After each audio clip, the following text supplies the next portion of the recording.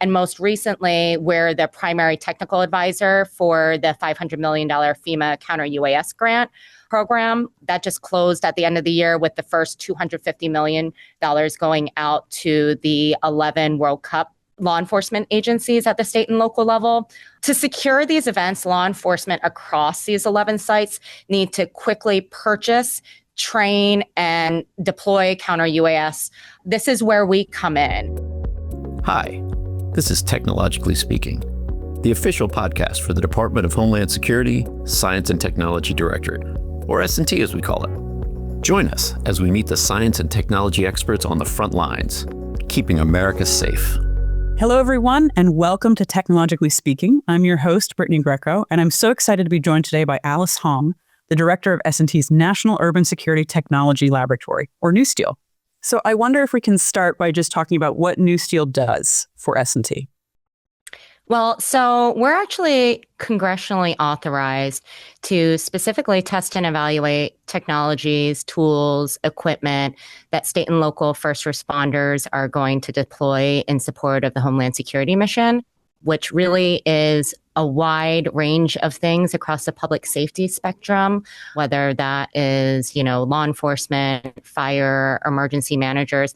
They're truly the front line of Homeland Security, and we want to ensure that they're equipped with the tools and equipment that they need to not only do their jobs as safely as they can, but also to enhance, community security. And so in that relationship with state and local first responders, NUSTL does a lot of focus groups, a lot of direct engagement with those communities to make sure that you have direct input.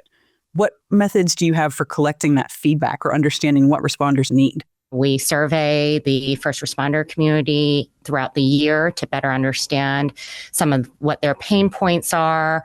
So we conduct focus groups of, super users of different types of equipment and technology to really understand how they're deploying the equipment operationally, what their challenges have been with deployments of the equipment, as well as, the things that they like. Basically, they help set the criteria against which we're going to evaluate the technology. And, the key for us and our, sort of value proposition in this area is we're doing operational testing under either representative or operational conditions. Right. I think that is truly unique.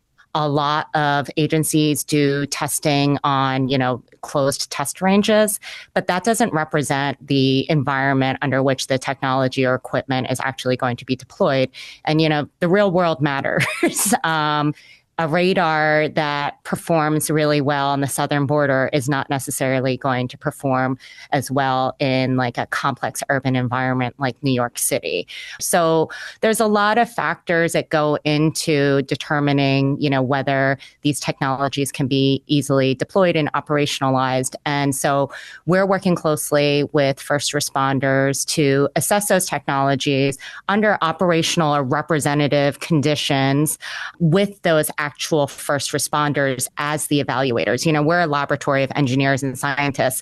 We don't know anything about operations other than what, the operators tell us. Right. So we, corral, super users, operators who, use these types of products on the daily, and, they're running through the various scenarios, again, under representative conditions or operational conditions, and providing us the feedback and data of how these products are performing in those environments. So state and locals are involved in every stage of the work that we do. So we work with these cities to say, hey, can you secure this subway station for us to test XYZ? Or can you secure the state forest for when we're testing wildfire respirators? Again, we rely heavily on those partnerships to get into these operational environments that a lot of agencies that do testing can't access. And that's really only because of our trusted relationship with state and local public safety agencies. You've given us a lot to think about with that, and something that maybe we can ground this in a recent example. So let's take drones, very hot topic for the first responder community right now. So using drones as an example of like a recent first responder technology, how do we start the conversations and go from, okay, first responders are seeing drones as a really important emerging technology, a capability that they need. How do we then take their feedback about drones? How does that inform test and evaluation of drones? And then what do we do with that information after the test and evaluation of a drone is finished? So it's timely that you mentioned drones. Drones have really revolutionized public safety, and certainly drones are allowing first responders to do their jobs more safely and, get an eye on the sky before they, get on scene.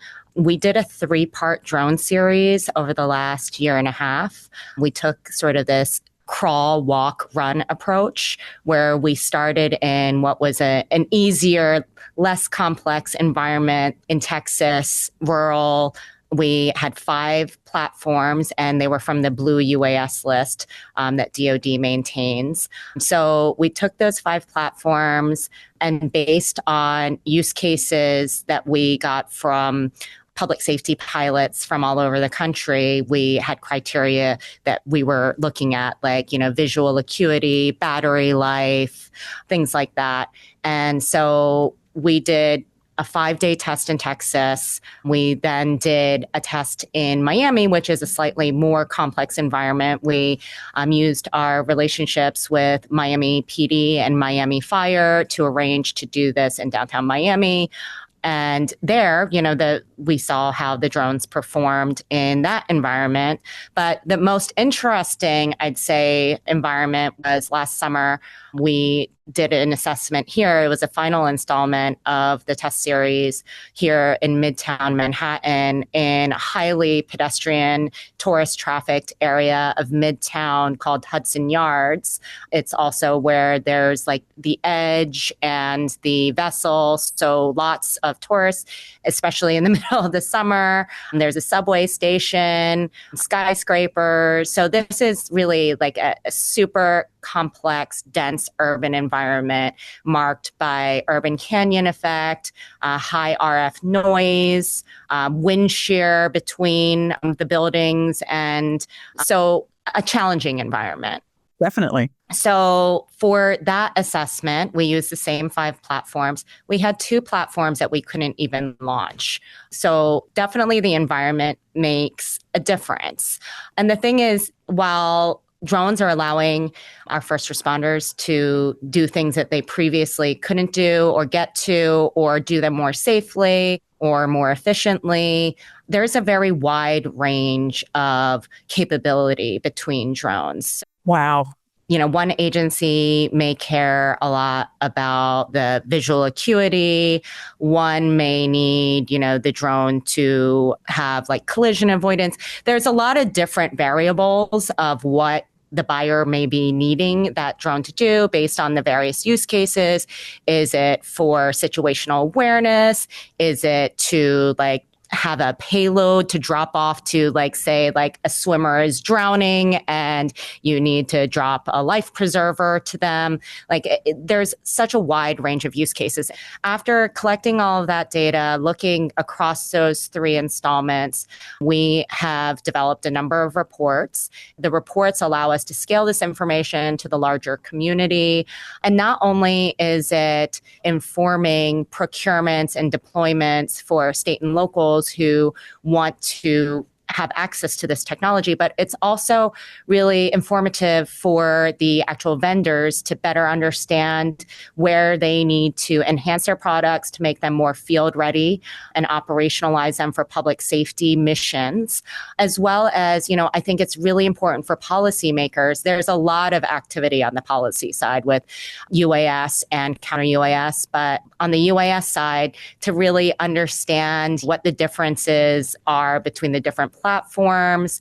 I didn't mention this earlier, but a unique part of our 3rd installment here in New York was we added 2 foreign-made drones that are particularly popular in the U.S. market to see how they performed against the 5 blue list drones. And there were definitely differences. And these are differences that, policymakers should be aware of in terms of areas that perhaps the government needs to intervene to promote production and manufacturing in the United States to have domestically produced drones. But, again, like it's sort of like three-pronged. It's to inform the operators so that they're making smart decisions with, the limited budget that they have. Right. Second, getting that information back to the manufacturer vendor community. These manufacturers have great tech, great ideas, but they don't necessarily have access to the operator community.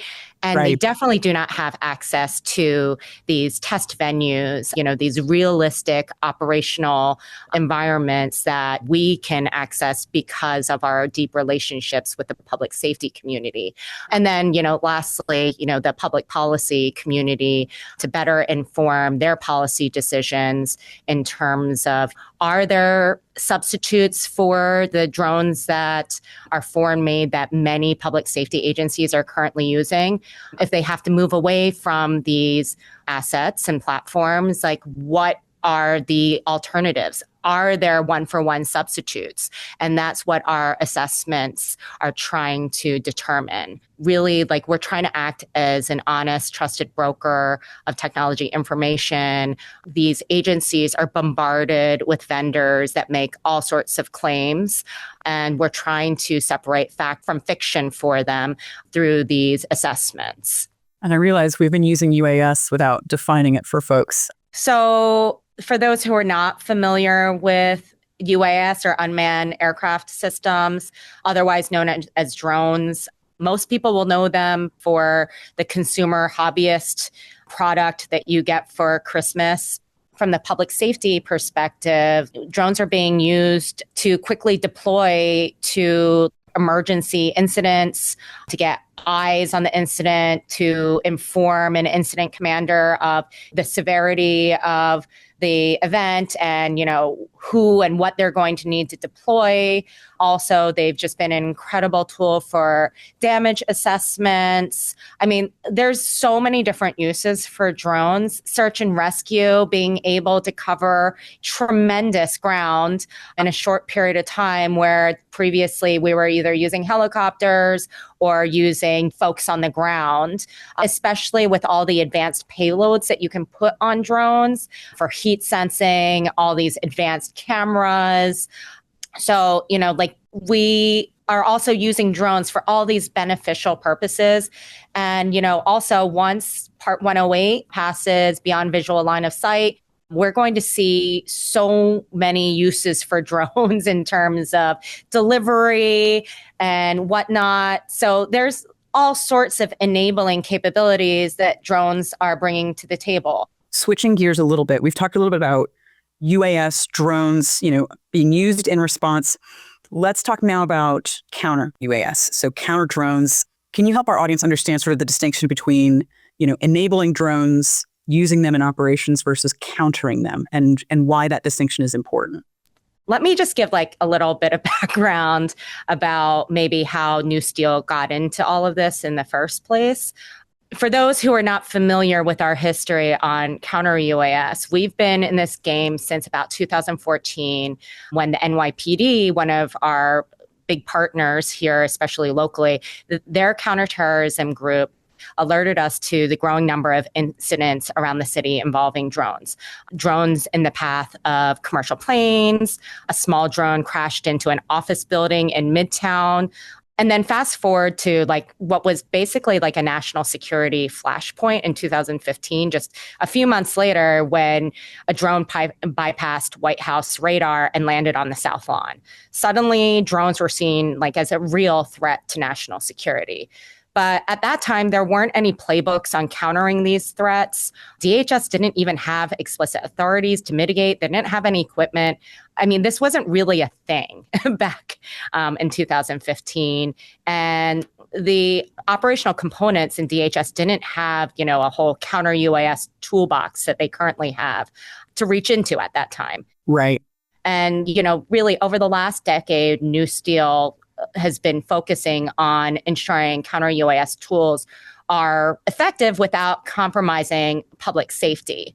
But since then, the lab has grown to become the lead federal test agent within the department, testing all the equipment basically that the department deploys. And most recently, we're the primary technical advisor for the $500 million FEMA Counter-UAS grant program. That just closed at the end of the year with the first $250 million going out to the 11 World Cup law enforcement agencies at the state and local level. To secure these events, law enforcement across these 11 sites need to quickly purchase, train, and deploy counter-UAS. This is where we come in. Through our test and evaluation of counter-UAS systems, we have a wealth of knowledge and data on these systems. And so we're working closely with state and local partners to ensure that they're making informed, data-driven procurement decisions, deployment decisions. And this is what we do, for all sorts of other equipment and technologies, whether it's PPE to much more sophisticated equipment like counter-UAS. And we really need to empower the operator community with our technical expertise to cut through that marketing noise, because there are so many vendors in this space right now, and ensure that these public safety agencies are making investments and capabilities that really do advance their security posture, especially as we approach major events like World Cup, which is going to be the largest sporting event in the history of the world. So, ensuring that these agencies that are the front line of security at these events is really critical. But at the same time, I want to be clear that the equipment alone is not enough. The technology itself is only one piece of the puzzle. I think one of our biggest values is our ability to connect agencies across state and locals, as well as across federal, state and local, private industry, to work together and coordinate to, again, enhance our security posture. Right. Success in this counter-UAS space is really impossible without significant coordination, collaboration, and just the deep-rooted partnerships among all these stakeholders. Looking at an event like World Cup, we got a lot of people working on World Cup here at the lab right now. Yep. I'm living and breathing World Cup every day. But as we look towards a massive global event like this, federal, state, local, even the private stadium operators are all going to be bringing their counter-UAS kits to the big game. Uh-huh. And without a highly coordinated plan that's informed by, things like line of sight analysis, radio frequency or RF surveys, and site-specific assessments, these systems can actually interfere with one another and create gaps in coverage. Again, that's why it's important for us to be at the table. And even beyond that, I mentioned the stadiums, but the public-private partnerships are also just really a force multiplier. And we have also deep relationships in the private industry domain. When we move beyond the sort of isolated deployments around the stadium, for instance, and begin to coordinate with utility companies, commercial real estate firms, correctional facilities, airports that all potentially, many of them have counter-UAS equipment, not mitigation, but, detection equipment. When we partner with these agencies additionally, and a lot of it is through our DHS brothers and sisters at CISA and elsewhere, we create through these partnerships a wide area surveillance network. If we only monitor the immediate perimeter of a stadium or facility we're deploying these systems, we're losing a major advantage. You've given us a lot to think about, the really comprehensive nature of how NUSTL looks at CUAS. Not just in, it's a single one-off capability for an event, but it's a capability that we need to be improving. So how do you, as the director of NUSTL, manage and foster these really vital relationships between the relevant communities who need to be at the table? So it is challenging, but working with customers across the country puts us in a really unique position too. It allows us to kind of see everything that's going on nationally. And, when one jurisdiction may have an issue, we may be able to matchmake them with another agency that has already worked through that issue. That costs nothing to the department. That's not a project. That's just something that we do on the regular, is bringing people together to talk about these challenges, to share best practices. We have to kind of stitch that together. We need to be that connective glue to get those agencies to talk to each other, to share like their pain points, to share like their vulnerabilities, as well as share their solutions. And in some cases, share their people between agencies. So I do think like we are in an interesting position where, our most, trusted and loyal partners will come to us and say, hey, like, do you know any other agency that's done this? We want to do this, but we don't want to be the first to try this out.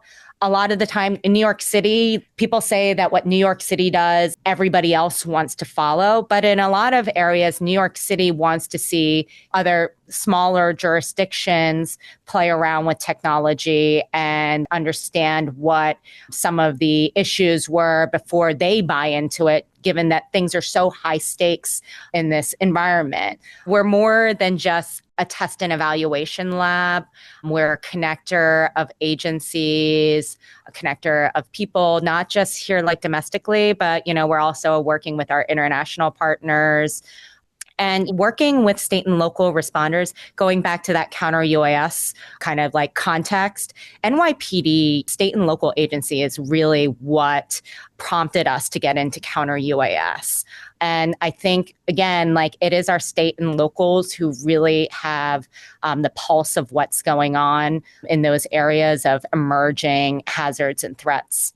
And Alice, I think you've done such a nice job of really connecting it back to, all of this test and evaluation and the, engineering and the scientific expertise that goes into this. It's not just for that. It is because there's the human element that must be, supported and protected through all this. It ultimately comes down to the human element and how technology can support us in, protecting each other. Technology capabilities and like threat landscapes are just really rapidly evolving. We haven't seen anything like this in many decades. And, with the sophistication of all this newer equipment and technology, it's increasingly difficult for everyone to keep up with it. And that's where these agencies can lean into NUSTL. Let us do the homework so that they can make informed technology purchase and deployment decisions. We're a government-owned, government-operated laboratory, so these assessments are independent. We're not working on behalf of the vendors. We're working on behalf of the actual operators. I guess so. I'm genuinely curious, throughout your tenure at NUSTL, how has the emerging priority of drones, how is their importance compared to other technologies or other improvements in the past? A lot has changed. I mean, counter-UAS, when we first got into it, like when NYPD again sort of nudged us about it, it was like a nothing burger.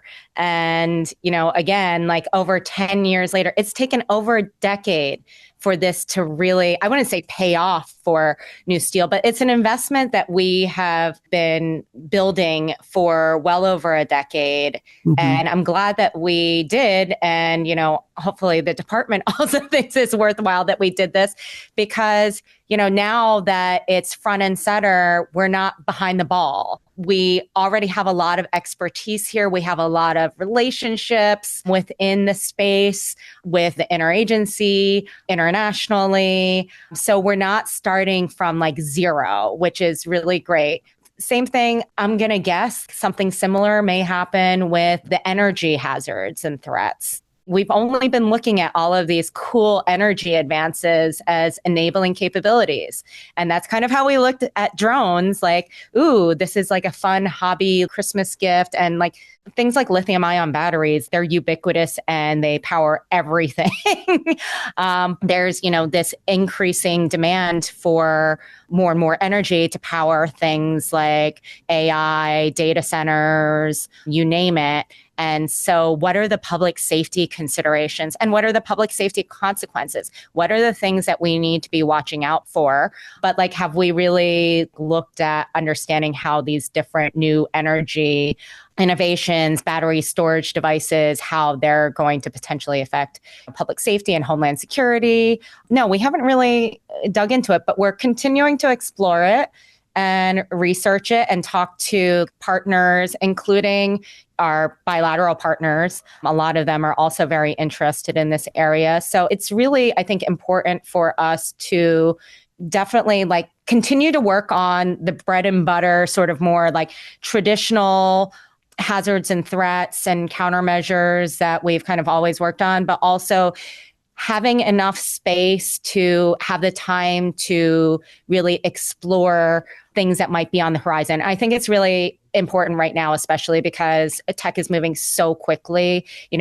I think the next big thing isn't going to take a decade to land for us, with just the rapid evolution of the tech industry right now. So I think for me, as a lab and as a lab director, it's really important to not just take the work that's given to me from maybe folks at headquarters, but also to be keeping my ear to the ground, doing that outreach with the operator community to really understand what's keeping them up at night. What are the things that they're starting to see that they're becoming concerned with that maybe we can, further investigate and see if these are areas that should become future areas of focus. Alice, I'm really glad that you're thinking about these things. I'm really grateful that NUSTL is working on these things. And I'm very appreciative of your time today. So thank you so much for talking with us. It's been an absolute pleasure. And we're going to have you back to keep talking about this stuff. Oh my gosh, I could talk for hours. You're going to regret that. But thank you so much for having me. This has been a lot of fun. And stay safe out there. All right. And thank you all for listening. We'll see you next time.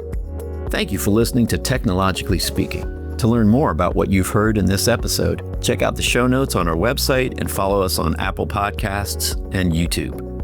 And on social media at DHS SciTech. That's DHS SCITECH. Bye.